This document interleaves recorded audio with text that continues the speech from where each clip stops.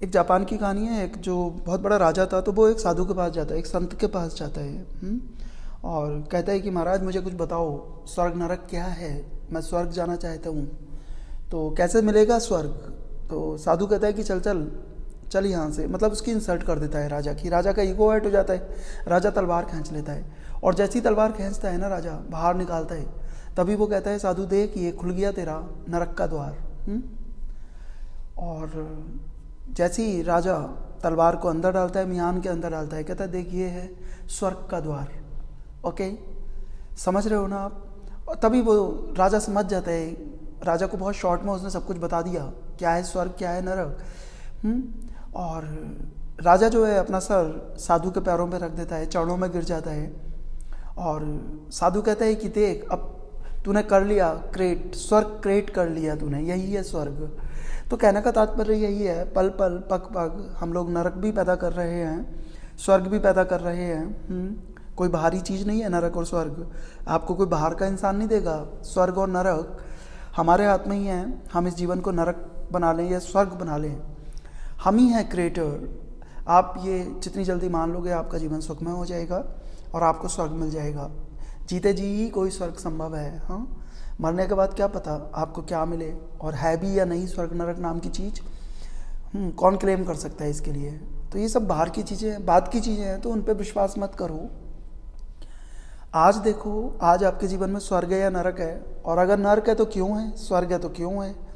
तो इस चीज़ को देखो, आप इस बात को तो जान लो कि स्वर्ग केवल आपके द्वारा ही बन सकता है। कहते हैं ना कि एक से पूछा कि तुझे स्वर्ग चाहिए नरक चाहिए, तो वो कहता है कि मुझे तो नरक ही मिलेगा, मैं इतना पापी हूँ मुझे नरक ही मिलेगा, क्योंकि तुम स्वर्ग में डालोगे तो वहाँ पे भी मैं नरक खोज लूँगा, नरक ही बना लूँगा। तुमने देखा होगा, अब जैसे कोई स्मोक करता है या ड्रिंक करता है, ये तो ठीक चीज़ें नहीं है ना। कोई करता है तो उसे अगर बगीचे में भी छोड़ दिया जाए तो वो सोचेगा यार एक सिगरेट तो हो ही जाए, साइड में कहीं जाके कोई पैग ही मार लो। शराबी को एक बड़ा सुनसान जगह दे दी जाए जहाँ पे कोई मेडिटेशन कर सकता है, आप परमात्मा को याद कर सकते हो, शांति खोज सकते हो उस अच्छी जगह पर। लेकिन एक शराबी तो भैया अपनी बोतल खोलेगा, कहेगा इससे अच्छी जगह शांति की नहीं मिलेगी, जहाँ पे कोई देख भी नहीं रहा, आराम से पियो।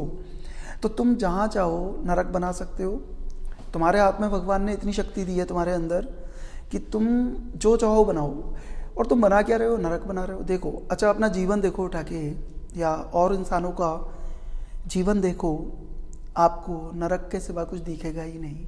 और नरक है क्या, जहाँ दुख है वहाँ नरक है, जहाँ स्ट्रेस है, एंग्जाइटी है, तनाव है, ये सब चीज़ें उल्टी सीधी वासना है, वहाँ नरक है। वासना नरक का द्वार है, ऐसा समझ लो। और आपका पूरा जीवन किस में जा रहा है, वासना में ही जा रहा है। तो हमारे ऊपर है, हम हमारे अंदर वासना है या नहीं है, या हम वासना को क्रिएट करते हैं जीवन में या किसी अच्छी चीज़ को क्रिएट करते हैं। और एक बात जान लेना, वासना से मतलब बहुत तरीके की वासना होती हैं। आपको कोई गाड़ी पानी है बड़ी, और आपने एक टारगेट बना लिया कि मुझे अब ये गाड़ी खरीदनी है, 1 करोड़ की गाड़ी है, अब इसके लिए मुझे चाहे बाई हुक और बाई क्रूक, सही गलत जो भी मिल जाए रास्ता, मुझे तो गाड़ी लेनी है, अब ये मेरा ड्रीम है और इसे फुलफिल करना है किसी भी तरीके से। तनाव में रहने लगोगे, ओके, आज का जीवन, आज की जो शांति है वो कहीं चली जाएगी, आपका पूरा जीवन, पूरी एनर्जी गाड़ी में लग जाएगी, जो अभी गाड़ी की स्टेपनी भी नहीं आई है। आपने क्यों, क्योंकि आपने एक दीवार खड़ी कर ली टारगेट की। और आप लोग इतनी दीवारें खड़ी कर लेते हो, इतने इतने ड्रीम्स देख लेते हो, फिर उन्हें फुलफिल करने के लिए संघर्ष करते हो, ये जाने बिना कि वो आ जाएगी, क्या जीवन आनंद में हो जाएगा। जिनके पास 1 करोड़ की गाड़ी है, क्या वो सुख में जी रहे हैं, आनंद में जी रहे हैं।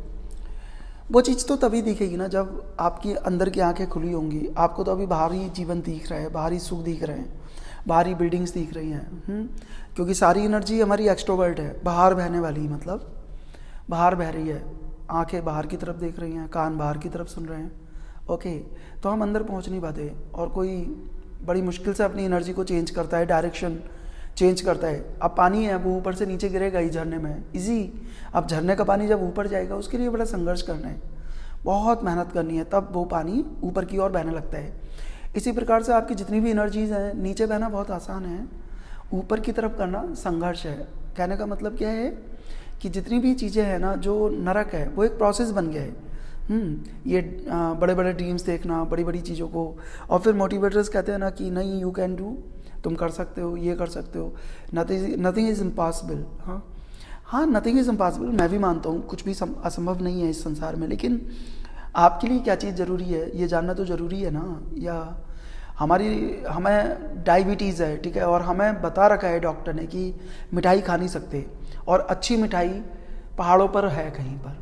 अब आप स्ट्रगल करके जा रहे हो, संघर्ष करते हुए जा रहे हो, वो लड्डू ले लेते हो जो बिल्कुल बहुत प्यारा टेस्टी लड्डू है, लेकिन तुम तो नहीं खा सकते ना। तुम्हारे लिए क्या उपयोगी है, तुम्हें पहले ये देखना पड़ेगा अपनी इनर आइज खोल के, कि तुम्हारे लिए ये कार या कोई भी दौलत ज़रूरी है, तुम्हारे किसी काम की है, या बस भाग रहे हो। दूसरों को भागते हुए देखा, तुम भी भाग रहे हो। जैसा तुम्हें ड्राइव करते हैं लोग, तुम ड्रिवन हो जाते हो। तुम्हारे आधे से ज़्यादा लक्ष्य जो हैं वो तो दूसरों ने ही दिए हैं ना। तुम्हें तो मालूम ही नहीं वास्तविकता क्या है और वास्तविक लक्ष्य क्या होना चाहिए। तो थोड़ा समझो, अपने अंदर बोध पैदा करो। मैं तो यही कहूँगा कि आपको कोई भी बाहरी चीज़ आपको सुख नहीं दे सकती, और बहुत ज़्यादा रियलाइजिंग करके बता रहा हूँ। 15 ईयर्स मैंने मेडिटेशन में लगाए हैं, मंकशिप में लगाए हैं, सन्यासी जीवन जिया है। उसके आधार पे मैंने जो कंक्लूज़न निकाला है यही है कि बाहर की चीज़ों में तो सुख है ही नहीं। आप अपना टाइम वेस्ट करने से बच सकते हैं, और अंदर आने की कोशिश करो, अपनी एनर्जी को डाइवर्ट करो, उनकी जो डायरेक्शन है उसे चेंज करो। जब आपकी ऊर्जा, आपकी एनर्जी अंदर ही अंदर बहने लगेगी, तो जिस सुख का तुम बातों में अनुभव करते हो ना, बातें करके भी उसे सुख, उन सुखों की, उस आनंद की बातें भी जब तुम करते हो ना, तो भी तुम्हें आनंद आ जाता है। तो सोचो, जब वो आनंद सच्चे में आ जाएगा, असली रूप में आ जाएगा, तो तुम्हें कितना सुख मिलेगा, कितना आनंद मिलेगा, क्या होगा वो मोमेंट। कभी जाना आपने? उसके लिए थोड़ी सी यात्रा को चेंज करो, पैटर्न को बदलो लाइफ के। जो आपका पैटर्न चल रहा है डे टू डे लाइफ का, वो तो है ही दुख का मार्ग भाई। तुम लोग दौड़े चले जा रहे हो, एक दूसरे को देख के दौड़ रहे हो, यही नहीं मालूम कहाँ जाना है, कौन सी है मंजिल, कहाँ है मंजिल। बस जिसने बताया तुम चल दिए, किसी ने बताया मंदिर जाओ तो तुम मंदिर ही दौड़ने लगे। तुम्हें कुछ भी नहीं मालूम, अज्ञानता में जी रहे हो। तो ज्ञानता पैदा करो, ज्ञान पैदा करो अपने अंदर। और ज्ञान पैदा भैया एक ही चीज़ से होगा, आज मान लो या 10 साल बाद मान लो या अगले जन्म में मान लेना। वेस्ट करो अपना टाइम, वो तुम्हें मालूम पड़ ही जाएगा कि स्थिरता में ही शांति है। पतंजलि का एक ही योग सूत्र है, वो है स्थिरम सुखम आसनम। स्थिरता में ही शांति है, वो ही आपका योग है, वो ही आपका संन्यास है। स्थिरम, जहाँ पे तुम स्थिर हो जाओ, एक जगह बैठ जाओ, तुम्हारी इंद्रियां स्थिर हो गई, तुम्हारी एनर्जी बाहर नहीं बह रही, अंदर ही बह रही है, अंदर ही रोटेट हो रही है। वही परम मार्ग है शांति का, और कोई किसी मार्ग से शांति थोड़ी ना आएगी। हाँ, ये हो सकता है कि आप रेस के हिस्सेदार बन जाओ। दौड़ रहे हैं लोग, दौड़ रहे हैं, उन्हें यही नहीं मालूम आगे वाला कहाँ जा रहा है भैया। उसने देखा पीछे वाले ने दौड़ रहे हैं, वो भी पीछे हो गया लाइन में, उसे भी नहीं मालूम।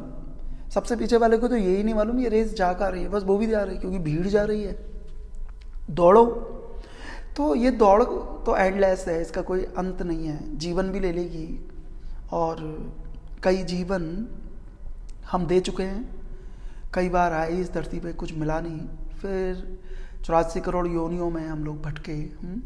और ये साइंटिफिक चीज़ें हैं, 84 करोड़ योनि। अब ये साइंटिस्ट भी इस चीज़ को मानते हैं, ये सब चीज़ें पहले तो नहीं मानती थी साइंस की ये क्या है, आज मान रही है वो भी।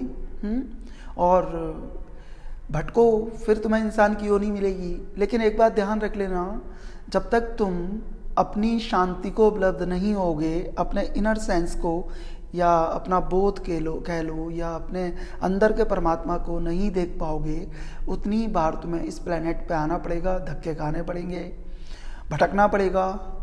तो क्यों ना इसी जन्म में सब कुछ पालो कि भटकने की जरूरत ही ना पड़े, और परम शांति को, परम आनंद को आप लोग उपलब्ध हो जाओ। आपके हाथ में है, टाइम वेस्ट मत करो, ये बहुमूल्य समय है, दोबारा नहीं मिलेगा। Lost time never comes back, कभी नहीं आएगा लौट के। लेकिन आप अपने टाइम का सदुपयोग कर सकते हो, अच्छाई में लगा सकते हो, और ईश्वर को प्राप्त कर सकते हो। Thank you, God bless you.